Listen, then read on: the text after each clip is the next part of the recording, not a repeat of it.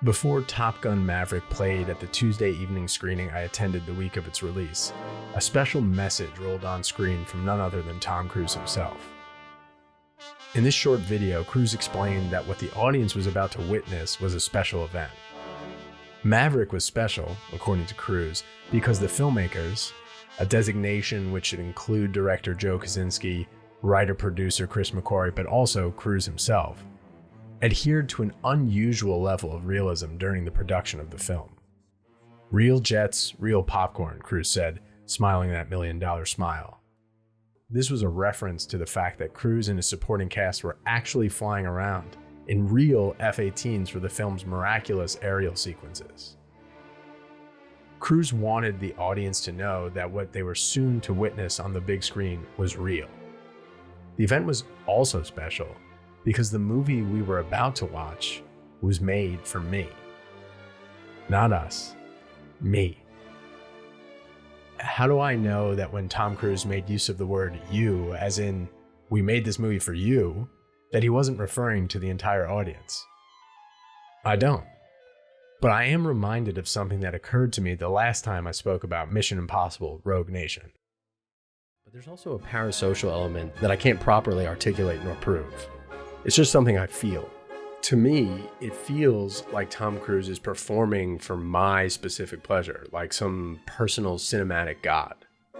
I know that this feeling isn't based in reality, but it's hard to ignore when I watch these films. Maybe that says more about me than it does Cruise, but it seems relevant regardless. It's that last bit I really can't shake. Actually, I feel that parasocial element more strongly now than I did then. This may be a sign that I've become deeply unwell in the psychological sense, or maybe it's a sign that Maverick really does constitute a special event in the truest sense of the phrase. It's easy to forget, especially if you're younger than me, that everything about movies was different in the 20th century. When I say everything, I mean that literally, as in the totality of cinema was different, from conception all the way to cultural absorption. The way movies were written was different. The way they were shot, edited, scored, all of it. It was all different. The way movies were sold, distributed, financed, and most importantly, watched were all different. My views on this go beyond nostalgia. I truly believe that the old ways of doing things were better, or at the very least yielded a better product, especially at the level a movie like Maverick operates at, which is an expensive, star-driven blockbuster. Now, when I'm stuck watching the third act of some Marvel movie with a highly chaotic, nigh incoherent action sequence that more closely resembles a video game than it does a film, I lose all sense of enjoyment and immersion. That's because nothing has any weight in a CGI sequence, both in terms of physics and drama. It used to be enough in a movie with special effects simply to blow something up. The other night, I watched John Frankenheimer's The Train and thrilled at a sequence in which a French train yard is destroyed by World War II-era bombers. Things just exploded for 30 seconds straight. It was glorious because it was real. The constraints of reality, of what's possible, when combined with the filmmaker's will to push against those constraints is, in my opinion, what makes cinema truly magical. Orson Welles did not know how to make movies when it came time to shoot Citizen Kane, and it is precisely because he did not know how to make a movie that he was able to push the medium forward. He and cinematographer Greg Tolan and the rest of the crew had to figure out how to achieve Welles' vision within the limit of what a camera could do in the early 1940s. In doing so, they developed all manner of new filmic techniques that have contributed not only to the movie's success as a cultural touchstone, but the very medium of cinema itself. Stanley Kubrick did this in 1969. George Lucas did this in 1977. Cameron in 1991. Spielberg in 1993. When Kevin Feige makes a movie, is he bound by these same constraints? Is he pushing the limits of what's possible? I think in our hearts, we know that he isn't.